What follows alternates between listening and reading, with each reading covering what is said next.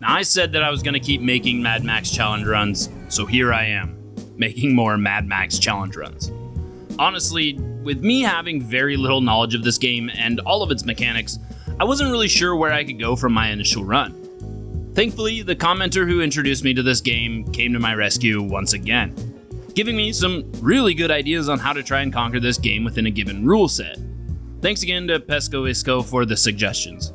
If you have an idea for a challenge run you'd like to see, put it in a comment. I'm sure I'll read it. Or you could just join my Discord and we can get in touch there. Anyways, speaking of rules, what are they for this run? So the rules for this run are pretty simple and go as follows. Only weapons are allowed. Hand-to-hand combat is completely restricted. Now, the weapons I'm allowed to use specifically are the shotgun, knives, harpoons, thunderpoons, thrown thunderpoons, the Opus, gas cans, the sniper rifle, and in a limited capacity, dropped melee weapons.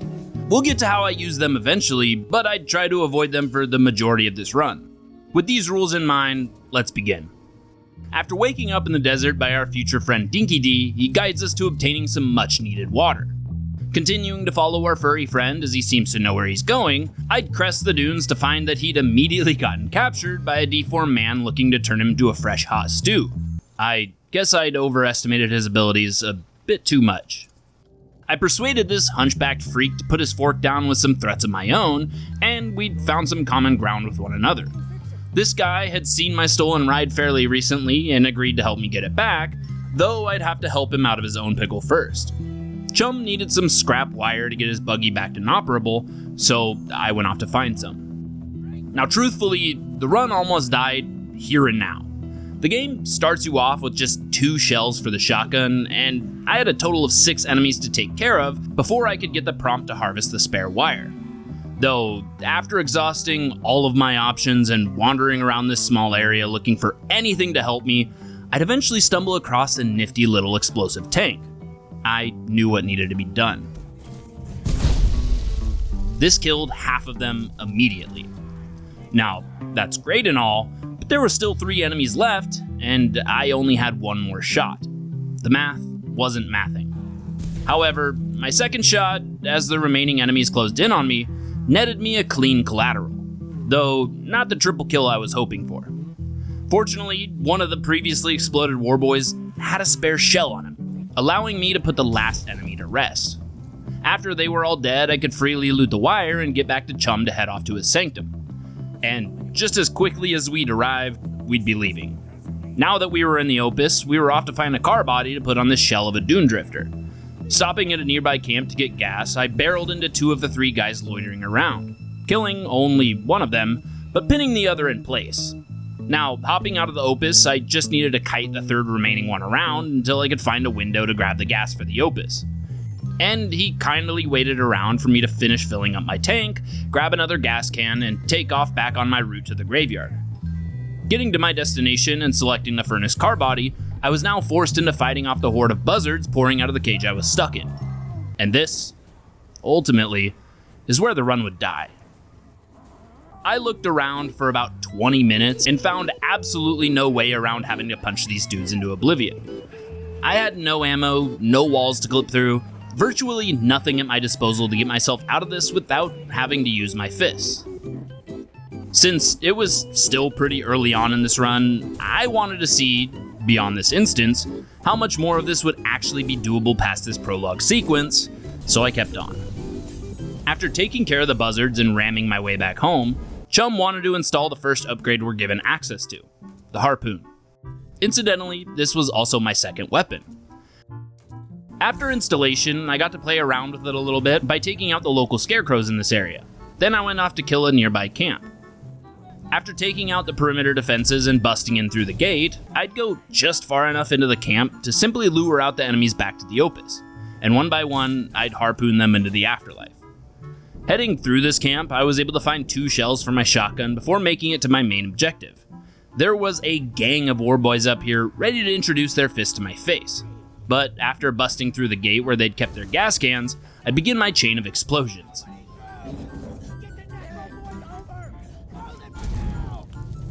Needing to waste only 1 shell on the last remaining guy before moving on to blow up the oil pumps.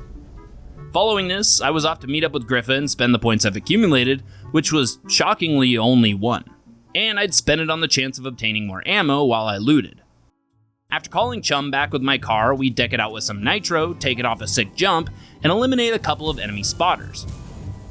Of course, after this, our sanctum gets raided and blown up by Stankgum's Legion, and we're forced into the next territory, Jeet's territory. Now, in order to attain certain upgrades throughout this game, you need to raise max legend ranking. The way you do this is by completing various challenges throughout the wasteland. The problem with this is, well, a lot of them are tied to physical combat. Like, a lot of them. And more specifically, the easier ones to complete. These challenges are what I began working on after being set free to explore this portion of the map. I obviously started with some of the easier ones, like revealing 3 regions with my balloons, collecting 3 memory relics, and taking down a number of scarecrows. After completing a few of them and spending my points with Griffa, I finally went up to meet with Jeet and get outfitted with the sniper rifle. Then went right back to farming for more challenges while on my way to Dead Baron's Pass. After I'd done my scouting of the Jaw, I was back to yet even more challenge farming. Now, why in the heck do I need my legend rank to be climbing in the first place? Well, remember that I told you that this legend ranking barred entry to certain upgrades? Well, if I didn't do this, the upgrades I'd need for this entire run to work would never be unlocked. These being the upgrades to Max's ammo belt. Now, to even get the very first upgrade in this skill tree, I'd need to hit the legend rank of Gas Guzzler.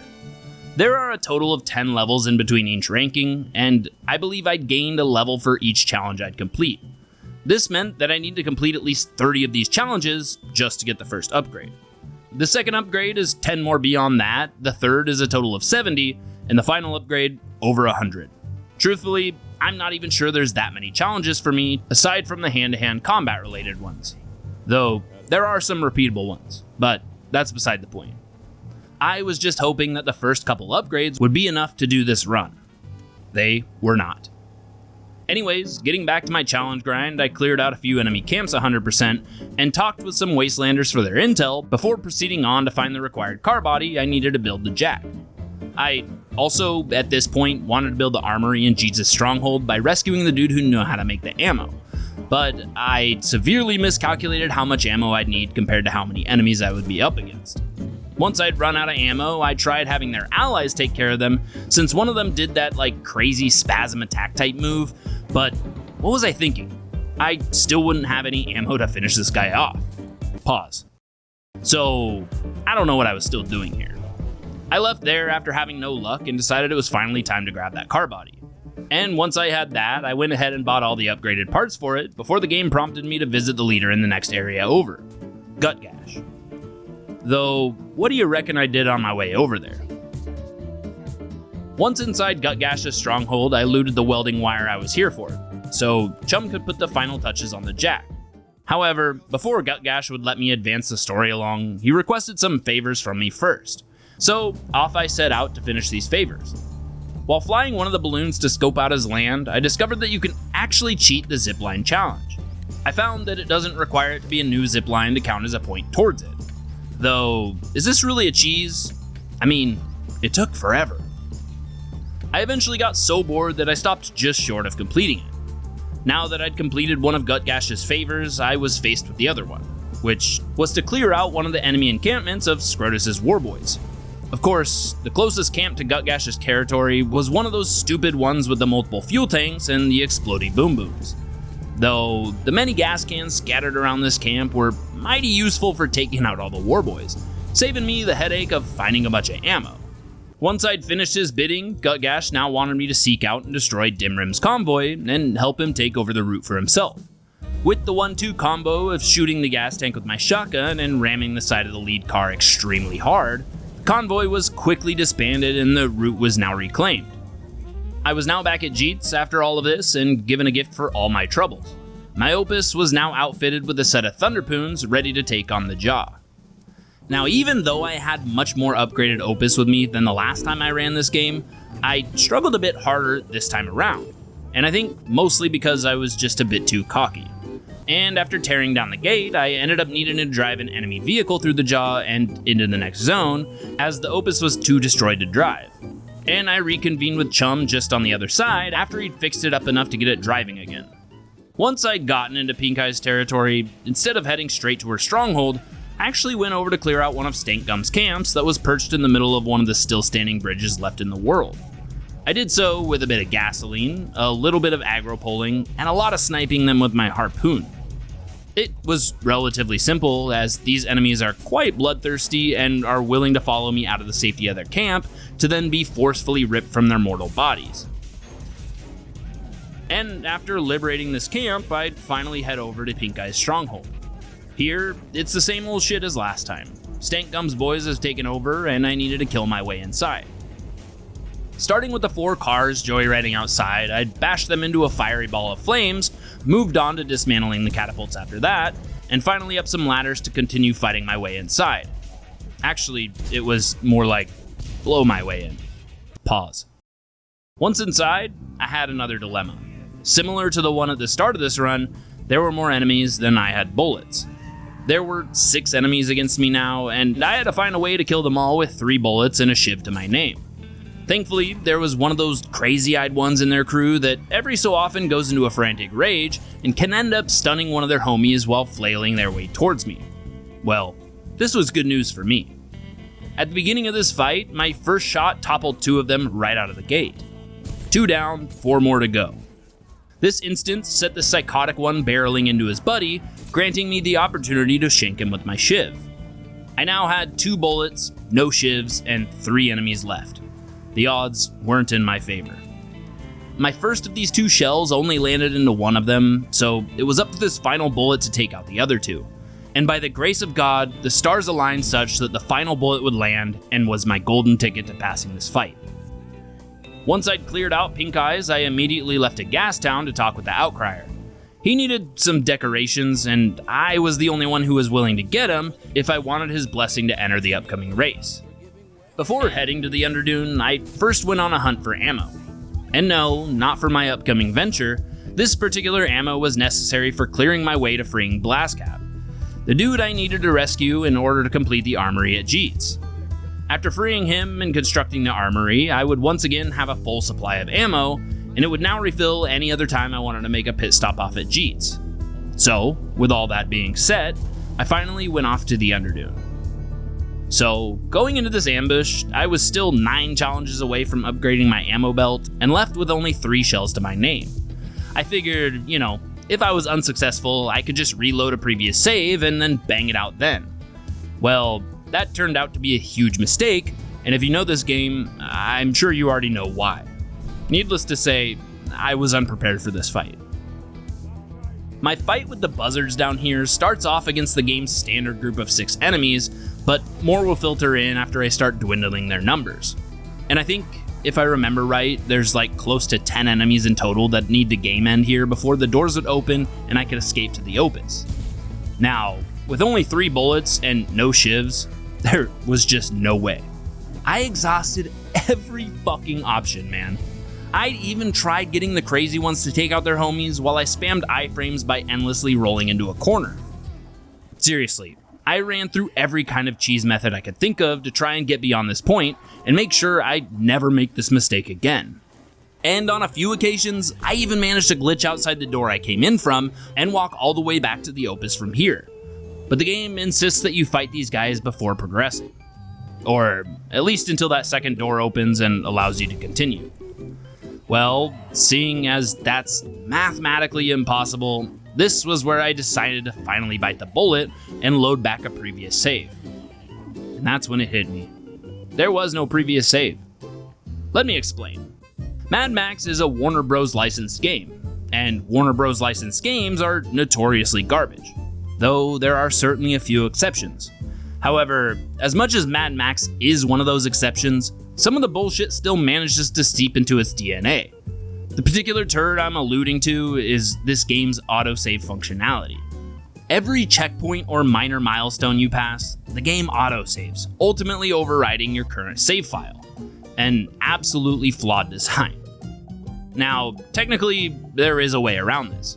You can save on one of the 10 other save files just before entering a critical part of the game, but this is only my second time playing through this game and still figuring out its quirks. All this to say, I was fucked. But was I? It was then that I realized I had a whole nother save file that was still at the beginning of the game. However, this particular save file was completely maxed out for another video I'm working on. I'm talking full-on Road Warrior with every upgrade imaginable, still at the beginning of the game. So I loaded that save file and speed ran that bitch to where we left off.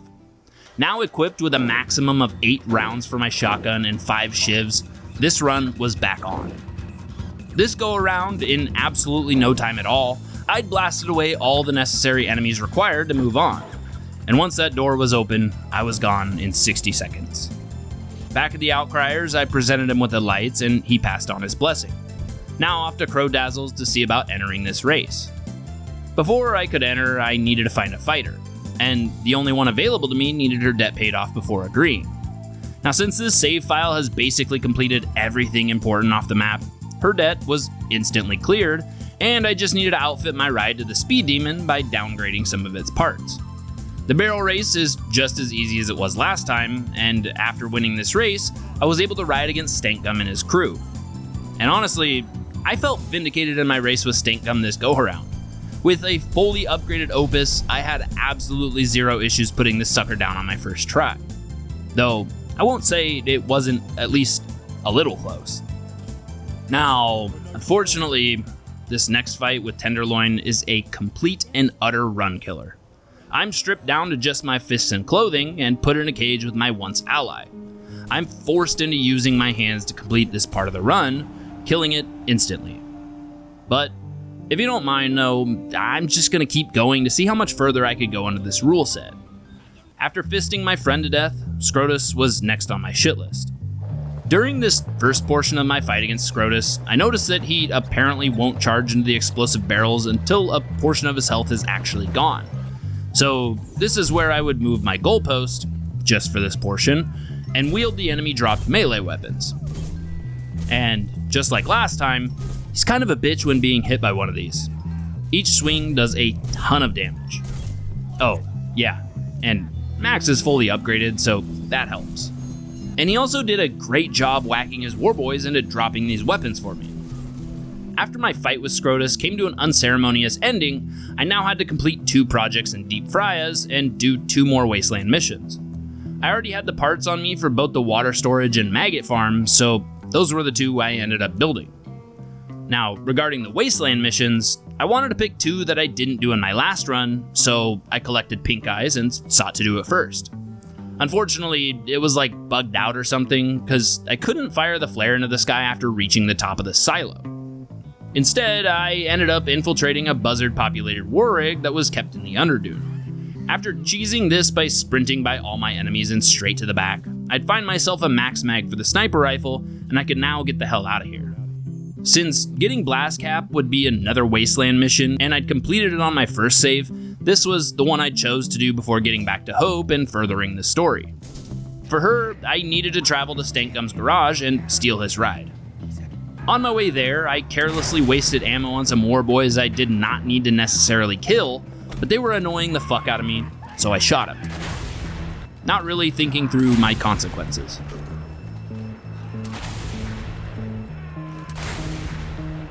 I came into this fight at Stankgum's garage with just 3 bullets and 5 shivs, hoping it would be enough. Spoiler, it wasn't. But after triggering the fight and backtracking back to grab the gas can located a little further back, I could use this infinitely respawning weapon to take out the group of enemies that would gather here. Bringing this ride back to Deep Frias, I now had access to the V8 engine, and I was off back to the Underdune. Again, I got cucked by this game's autosave function. I got stuck out into the big nothing with 0 ammo because I didn't think about it earlier. I luckily found some along my way to the enemy, and actually made it all the way to Hope with all the ammo that I'd found.